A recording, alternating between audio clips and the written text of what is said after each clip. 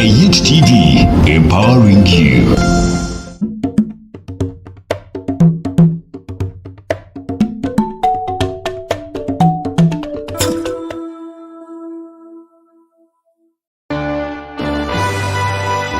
It's early 90s. Here in Uganda, at the time, it was only 5 years after a war that saw President Museveni take over as the new president of the country. Down in Ntungamo, Kajara constituency, comes a fine gentleman at the time who wins an election to represent the county in Constituency Assembly to join the team that made the Uganda Constitution in 1995. Ambassador KWERONDA RUHEMBA was the first state minister for sports in 1996 and a cabinet minister in Mornitoring in 1999, who later became an ambassador and permanent representative to Geneva, Switzerland and South Africa. Ambassador KWERONDA RUHEMBA could later retire in 2013. Yes, thank you very much. And just like you heard, we are from the land of first ladies. I will explain that later. But yes, we are coming to you live from Ntungamo, and like we told you, the guest we have on this show today is another remarkable Ugandan that we believe has something to live for you. This is Faces of Uganda. Sankara Beruhanga, I am your presenter, and this is a Youth TV. We do this because we believe stories have important impact that they actually leave to those that either read them or view them or listen to them, especially stories from those people that actually have ever seen. That is what we talk about when we mean experience.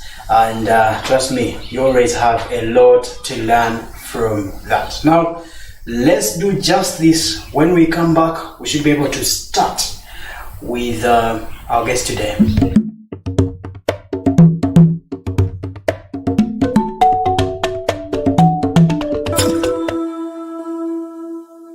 Short break, Faces of Uganda, and we're glad that you are watching. Now, the gentleman next to me, the one you see next to me, actually, globally, the title you would run to is actually Your Excellency. Your Excellency, you're welcome. Faces of Uganda, you could say hi to the viewer first. Yes, good morning, good afternoon, or good evening. Yes. I was in all that can do. My name is KWERONDA RUHEMBA. I was born in 1947. And I studied around. Ended up in the Mengo Senior Secondary School in the 60s. Makerere College School in the 60s. And Makerere University in the early 70s. Yes. After that, I went to work in the Ministry of Planning and Environment and TV. By that time it was still in TV. Yes. And after that I worked, but before my career, by the way, before I rushed too fast. Before my career University I had worked in Bank of Uganda. Oh. It is from Bank of Uganda that I went to Makerere University. So, well, first of all, you're comfortable with the title, Your Excellency? Excellency, yes, when I am outside the country. Okay. Excellency is preserved for the president. Oh. But when I am representing the president outside Uganda, yes, then I can also carry his title. Okay. Otherwise, I am called Ambassador KWERONDA RUHEMBA. Okay. So, you've really served in different. I was trying to suit. Is it going to be His Excellency or Honorable or Ambassador? But you're going to go with Ambassador. So, I'm glad that you first took it to the education side of it. But if we could come back a little bit to Kajara at the time you were born and all those early days. there could be a few memories that you actually could pinpoint here and there. Some people are going to go for the family, some people are going to go for papa and mama, and going to pick a few kind of memories that you remember at the schools they attended to. Yeah, we could have a feel about that. But also, the year, the period we are talking about, we could look at that time. When was that? Yes, sir. I said I was born in 1947. And I think I realized earlier in life that I was not going to make it in life. Reason being that we were not rich. And so after primary 4, I opted for schooling, but also for carpentry work. Okay. Chitunga primary school, and those days it was a primary school. It was offering carpentry as an option for older boys. And I studied carpentry in P5, P6, P7, and P8. No, not P7. It was called Junior 1 and Junior 2. And I am mentioning this because that will help me in future. Then after Junior 2, I went to Mengo Secondary School. From Mengo Secondary School, I went to Makere College School. But while in Mengo Secondary School, one time I failed to raise transport back home here. And my father was in Uganda working as a peasant worker, as a laborer. So I went I walked from Kampala to Bugerere, and that's about 80 kilometers. Searching for Papa. Yeah, searching for Papa to give me 13 shillings to bring me back for transport during the vacation, for vacating the school to come here. And I ended up staying there for 2 months almost, because I arrived there in December when we were breaking off. Yes. And I did not come back to school until January, end of January, beginning of February, because he didn't have money. He had planted some cotton, and until he harvested cotton in February, could he afford to give me money to go back to school?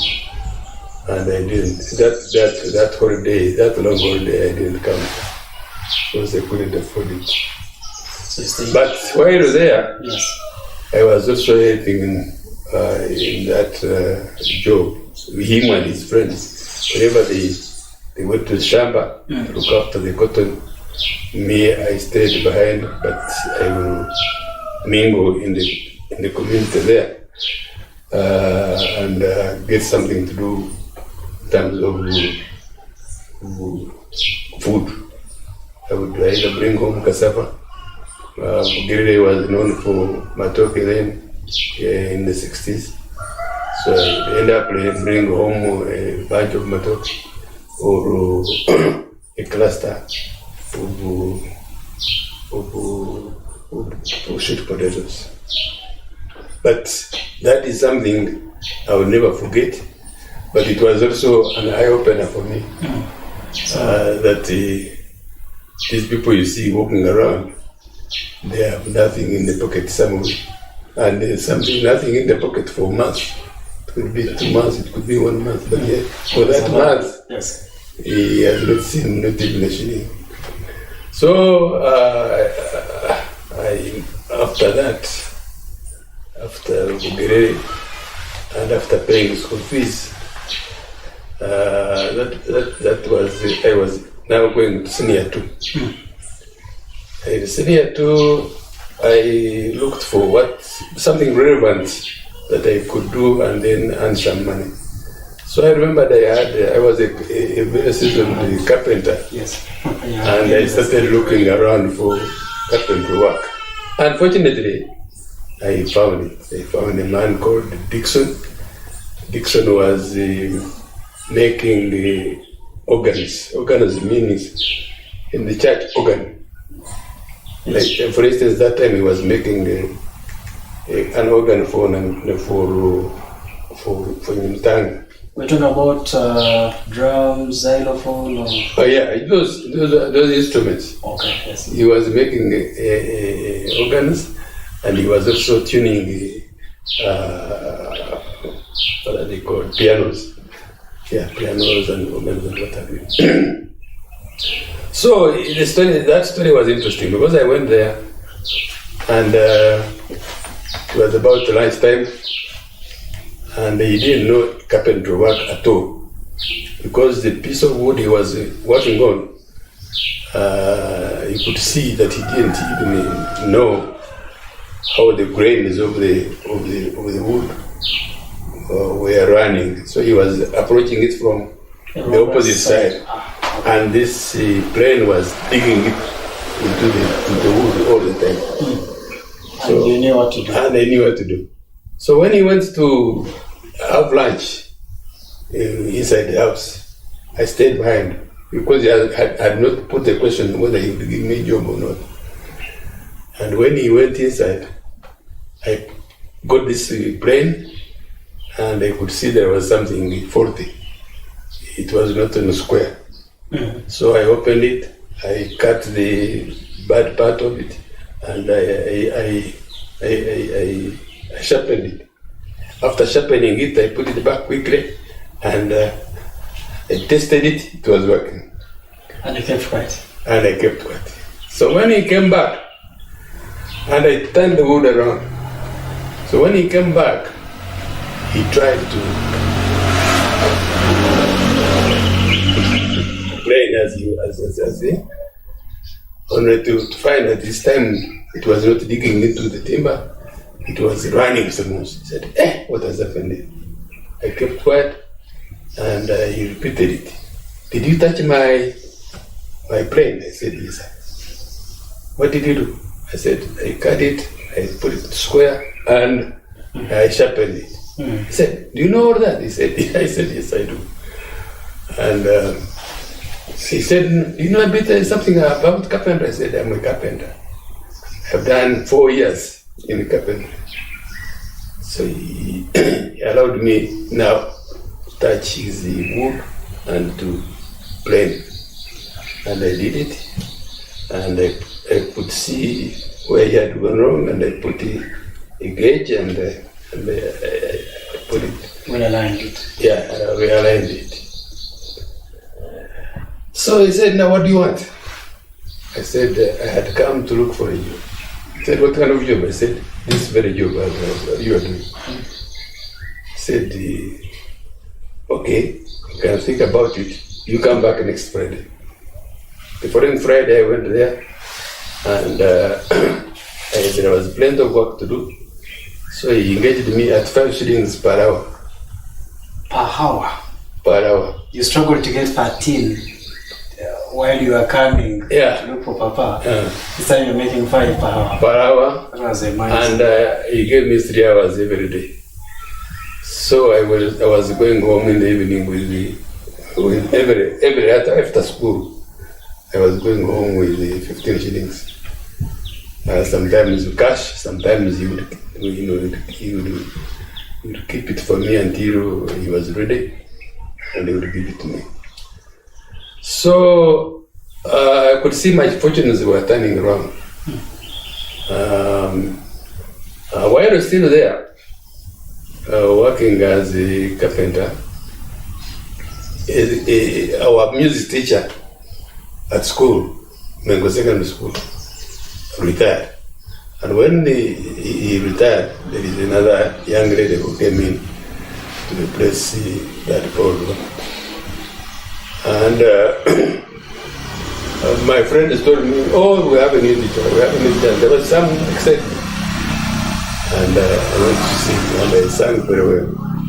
I sang the following day, weekend, also on Friday, because we were singing church singing every Friday. The third would have been going back to sing. I didn't go, and she was annoyed. So the first week she came back. She was working at na bingo. She came on a Friday, very early, and when I was getting out to go and run and work, she caught my hand and said, "You owe me something." So she took me to the headmaster. The headmaster was the Reverend Antech, and he was a very, very strict fellow. And she told the headmaster that I was a bad boy, disciplined, and she heaped a lot of nonsense. And I defended myself. I said, "Mr. Headmaster, it's either singing or going home because I don't have school fees." Then he told me, he remembered that when I was looking for a vacancy, I had gone with my sister, who is still alive. And what happened to her, I said, her husband was a pump attendant. They have no more job, and they have gone home. So he says, now we don't have anybody to pay school fees. I didn't have anybody. In fact, I told him the story of Bugireri. He was touched, and he told her, this woman who was pushing me, he told her, you can hear the story. So the woman was determined to have me sing. So she took me aside after we had left the headmaster's office. She said, "Can you dig?" I said, "Yes, I know how to dig." "Can you slash?" I said, "Yeah, I know that, all that." He said, "Okay. Would you be able to work for me if I gave you an opportunity?" I said, "Yes." So she was going to move into a house at just opposite Mulago. Because the cottage is now, I think, the Sudir's place. And I said, "Okay, you meet me now at house number 23. I met her on Saturday there. We went to the shops. I think it was Cashco in those days, the supermarket. And we bought machine, the hoe, a slasher, and a banger. And then we went home. I said, "Okay, here is the place is unkept, so here is your job. Keep it, put it back to where it looked like." So the garden flowers were, out of shape. The fence was overgrown, and I started straight away. And after about 2 months, the thing was looking fun and wonderful, and even some other fellows, they wanted to take me there to work. I said, "No, this woman has picked me from poverty. There's no way I can leave her." So she said, "Leave that job there." Of carpentry. But I'll give the same money that you have been earning, but you must work on Saturday or Sunday, because if you're going to work every day from Mengo to Mulago, you're going to interfere with your studies. So you work on Saturday in the number of hours you want, and Sunday if you want. So I started working very, very, very hard. Soon enough, I had opened a bank account in the post office. At that time, did Papa know anything about that? No, he didn't know anything. But I never came back here until about 4 years later, because that problem of transport. Now, the woman told me later on, she said, okay, you leave that job there, we'll be carpentry. Come and work here, and I will even pay your school fees. Said, how much is it? I said, 500 shillings. Said, I will pay. She paid, and she continued to pay me as a worker. And I opened a bank account. It was getting fat. And so I finished my senior section. Then I went to college school. I finished, and even college school, the money was not much. The government was paying, but it was not much also. University, I was still earning my money as a worker. So that is phase one of my success story. University I finished, then I went to work in the Ministry of Planning and Economic Development. But of course in 1972-3, Yes.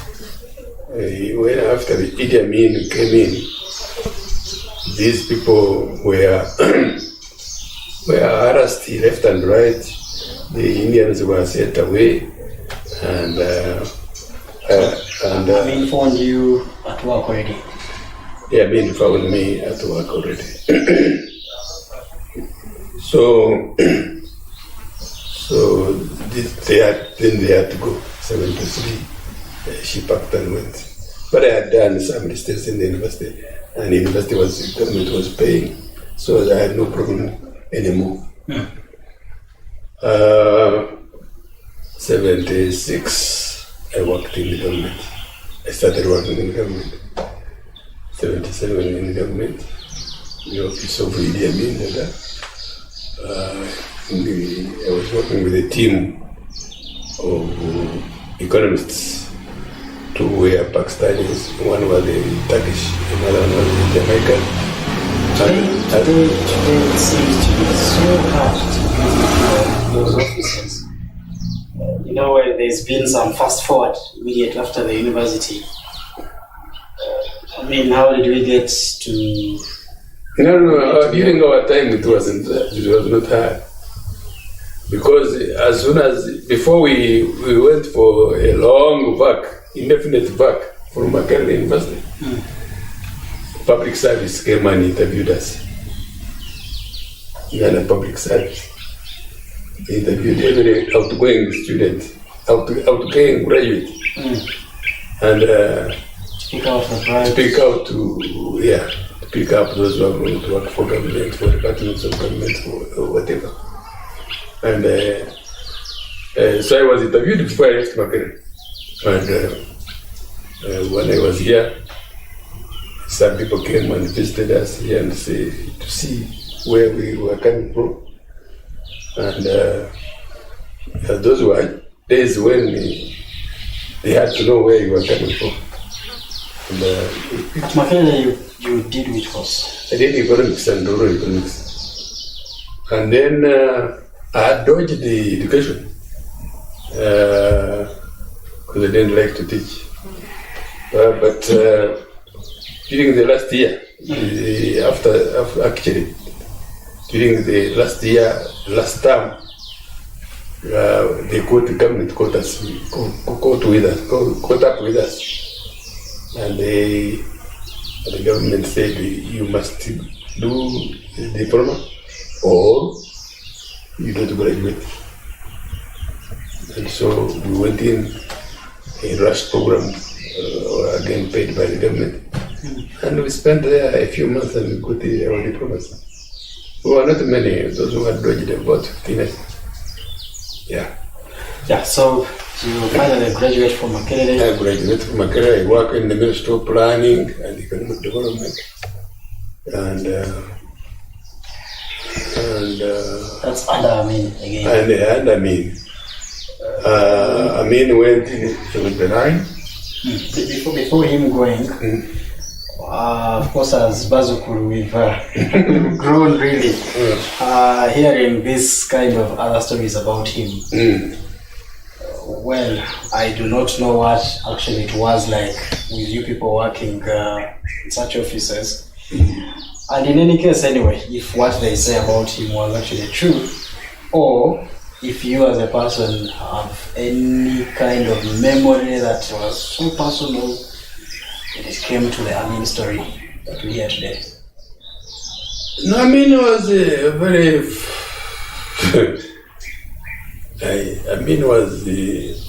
I was not in the military, so I can't know how he treated the military men.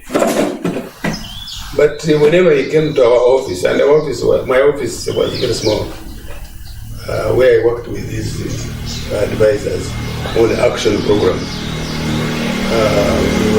We were about 6 people. But he was jolly. Come and joke around. And sometimes we would meet at Kampala Club, where I used to be a member, and he would swim and crack jokes. And but his people, the soldiers, the intelligence section of his office, there were some of those people were ruthless. And there was a mix of menace. You know, some Rwanda boys were very, very ruthless. Western Islands are very soft-spoken people, and I don't think I have a grudge for the quarrel with people from Western Islands. It was people from Korea, in fact, and from Rwanda, who were extremely ruthless, and who tarnished his name by their actions. But of course, during Idi Amin's time, very, very many people died. I don't think he killed them, although they say he killed the Rwigyema and this bishop, Ruhum, and I don't remember the other. But if he ever shot, yes, maybe he shot those, as they say. But the rest who died, the people were carrying out their personal grudges. So the officers didn't have politicking at all? Because you know at the time Ntungamo had the Mutieras, and I don't know if that's the same time, but... Again, those were local vendettas, because you know, Obote one was UPC, and as soon as Obote was overthrown, people used the soldiers to kill some of those Mutieras they are talking about, the Wananukas and what have you. It was really mainly local vendetta which killed very many people, which ran people into exile. Otherwise, I don't think Amin had time to go and look for somebody to kill. There is and we're by the way, sorry to go to the story, though, I mean, whenever we get that chance, perhaps we may need to connect some dots. There's a trending, I mean, it has been around for some good time, the video in which Amin actually sat ministers, and there's a popular quote of, I mean, he tried to sound really serious with them. One of the quotes were, "If I enter the office of the minister, he's not at work," something like that. So that's what we're trying to find out. Was that really some kind of pressure on you? I don't know. I was not in the cabinet. Yeah. So I don't know what he talked to his ministers. I believe if that was the thing, then the pressure would actually come to you people in these other offices. No, but like those days when the economy was run down, you could see that his position in the government as the president was also going down the hill. So he was talking serious. Yes, if I find you are not in the job, at work, automatically out of the office. Yes, those I think he said those words. I think he said them, but out of frustration, because he found the economy running. Yes. That was in 1971. 72, he made a great mistake to send away the Indians. 73, 74, the economy was running down and down very fast. And plus those sanctions which these people normally put on misbehaving presidents, the Western world, he lost those grants, those loans, and what have you from the West. So he turned to the Arabs. The Arabs were not giving so much as the West. Because in the West there is also World Bank, there is also IMF and what have you. So by 1975, coffee from Uganda was smuggled to Kenya.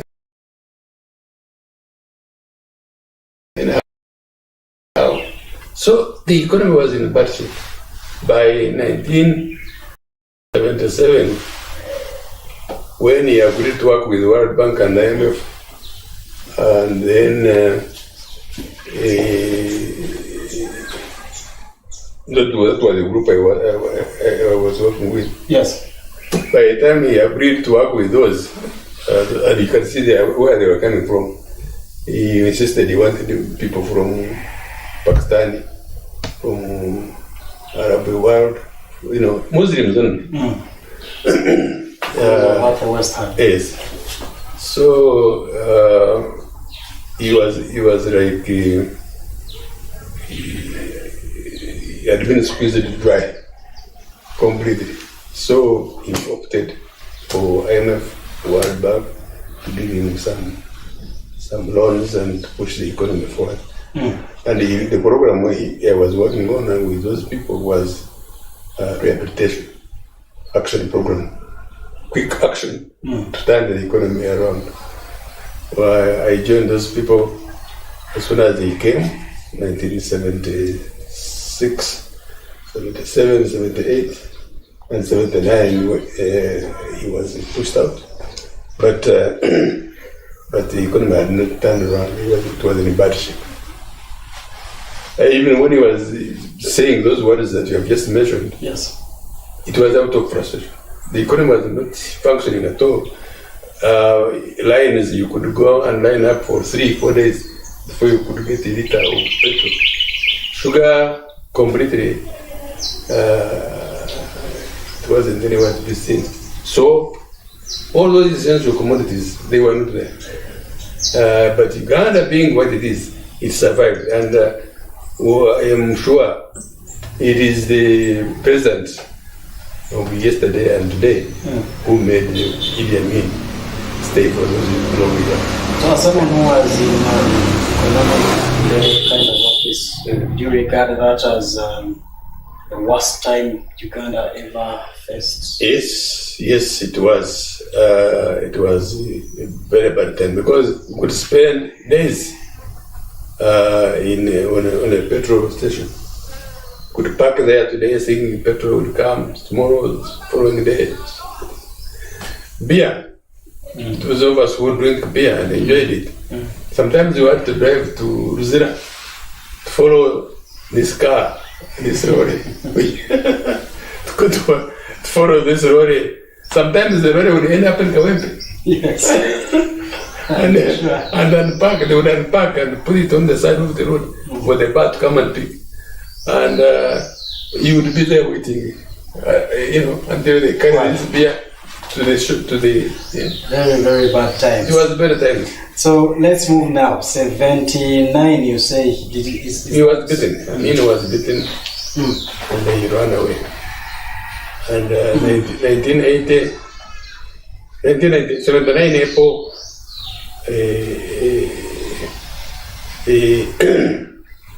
he You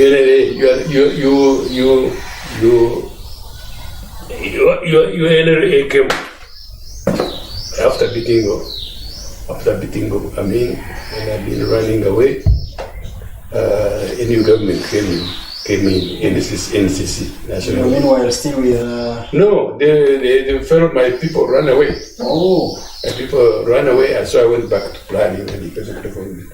Okay. And in planning and economic development, I was responsible for census logistics of 1980. The census logistics. That's the duty I was given. And so, 80. And 80, the same year that we went for politics. Yes. We are preparing now for elections. For politicking. Just in April, you guys remember it was Dani Sari and Kawanga and several others who in NCC insisted that you must go back to politics. UPC fellows, of course, wanted Obote back.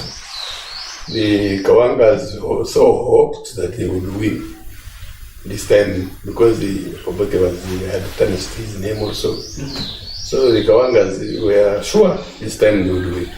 So we went into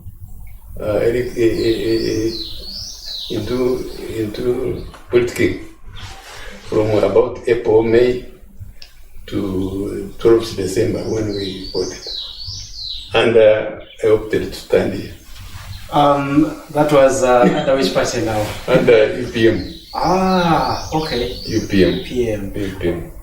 So I stood here, and the county was very big.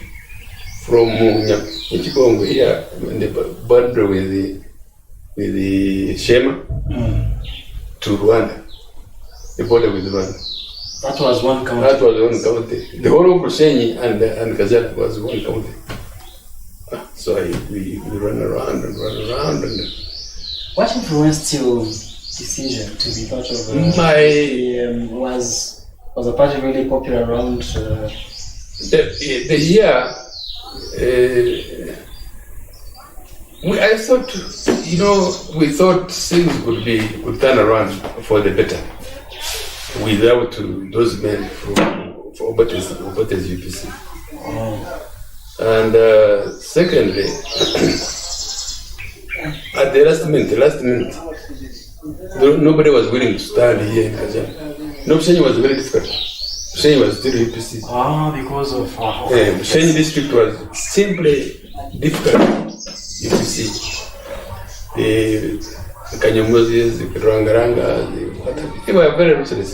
So in 1996, last minute, before they closed, there was nobody to stand in Kajara. So I said, I will stand. And I stood and I lost.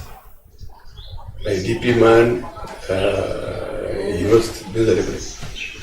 And then they ran after us and we had to go to Exile. So I went to Kenya. Simply because you stood against UPC? Yes. They chased us. They ran us. They wanted to... Because the saying was that if they don't do anything about us, we shall be a problem for them in the future. So I ran into Kenya.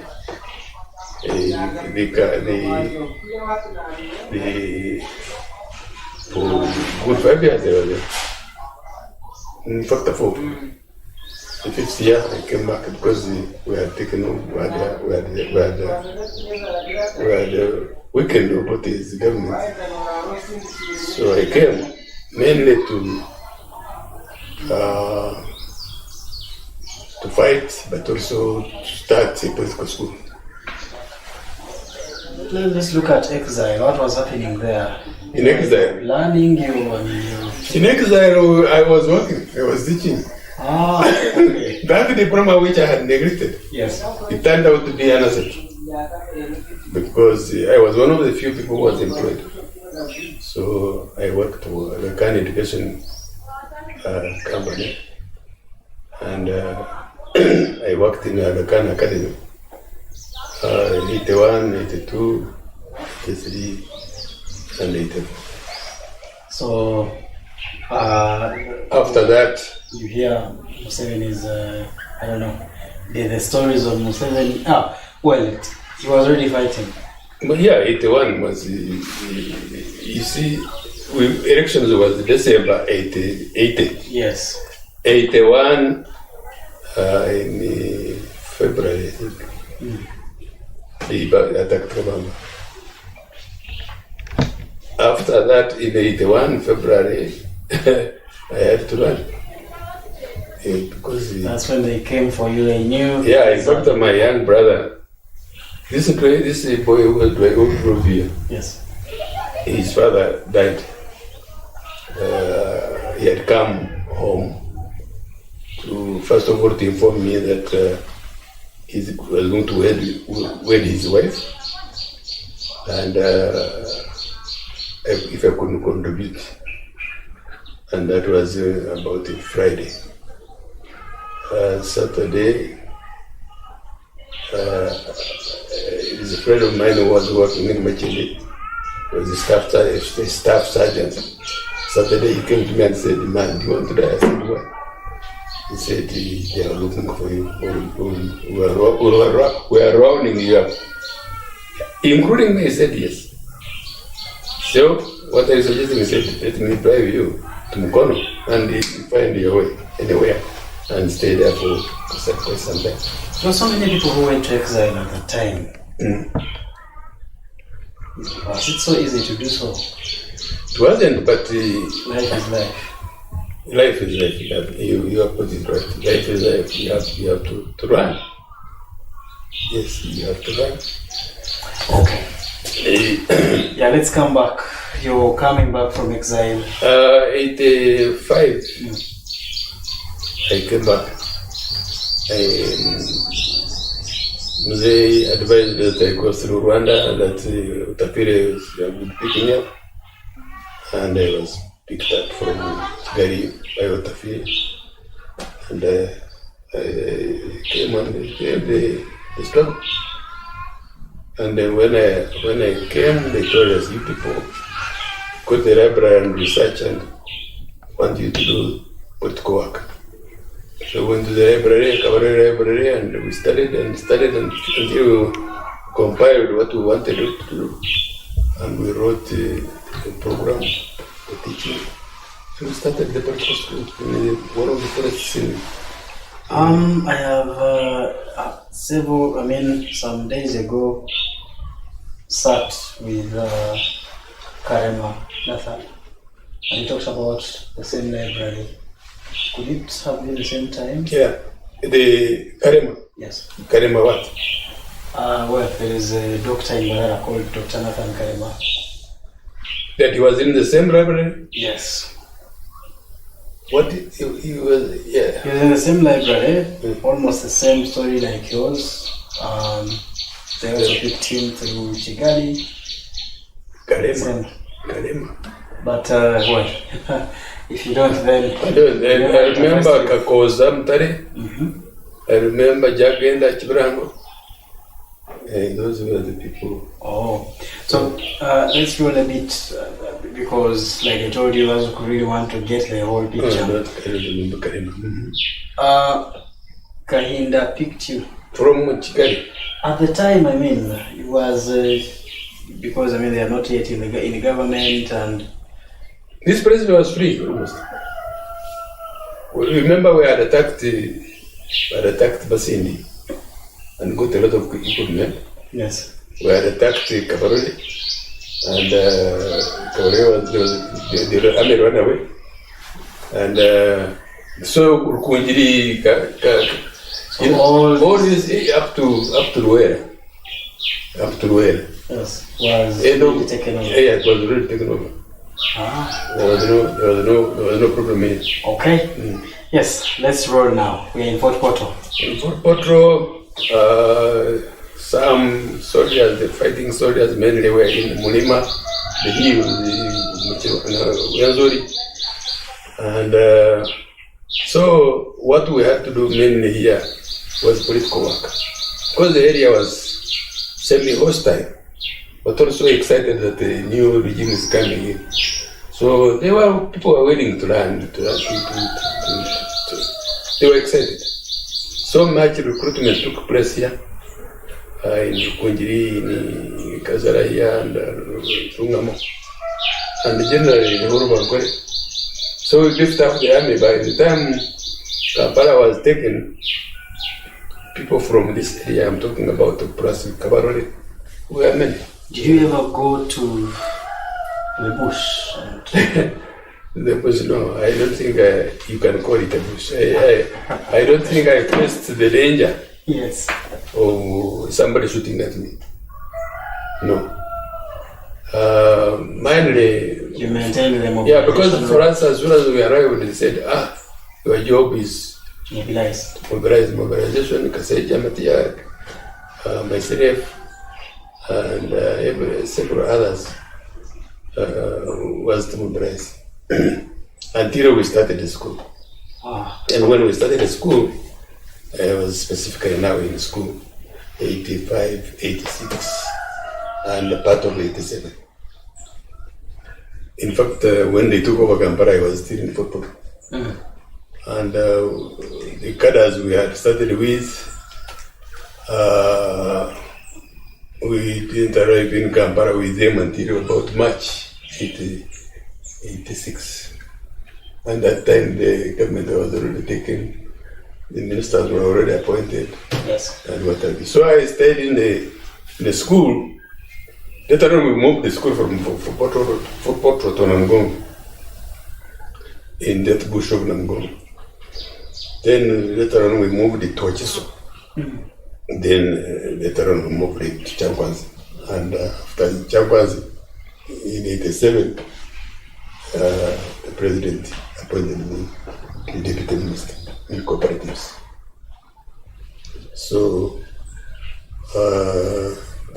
up to 89,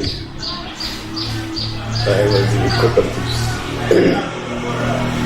And after 89, the president, I lost the election. I stood now for the second time. Remember, I started in 80. Yes. Now I'm standing again in 89.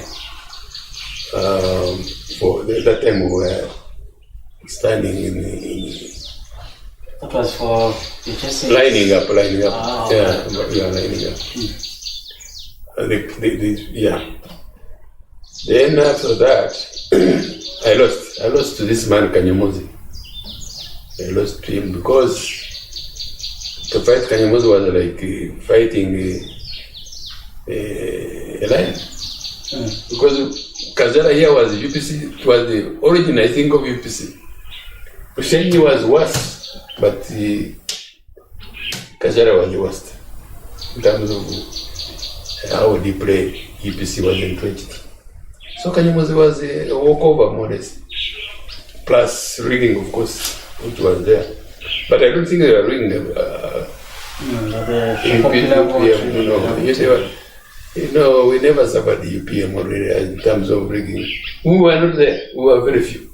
It was the DP which experienced that target for UPC was really to make sure that DP does not wake up again. So I lost, and after that, the president again appointed me some kind of envoy, a special assistant, to run around the world and invite people, even in the diaspora, to come and work with us. Please come back home. Yeah. We were offering not much, really, in terms of salary, it wasn't much. Jobs, yes, they were there, but these people would come and look at the job and look at the salary, and sometimes we go back. So I would run, I did that job 90.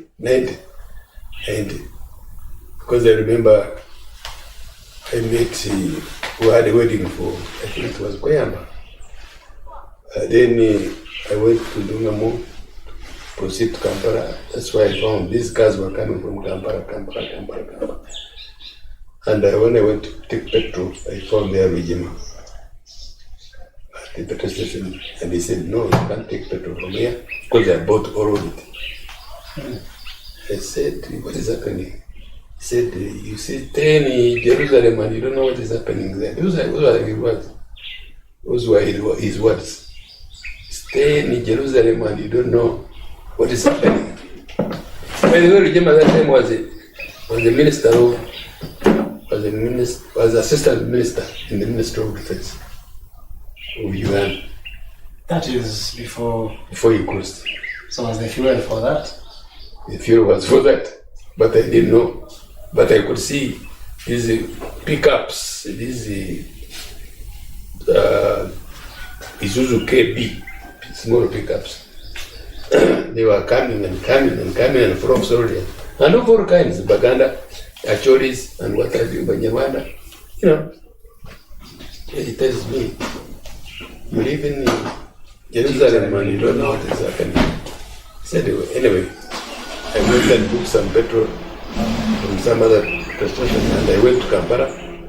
And in the morning when I went to pick up my ticket from UTB, Uganda Travel Bureau, which was being run by Rwigyema pulled me aside and said, you know, Rwigyema is dead. I said, no. I was with this fellow yesterday. He said, yesterday and today, the bullet would have gone from here to Rwanda. So that evening, they crossed into Rwanda.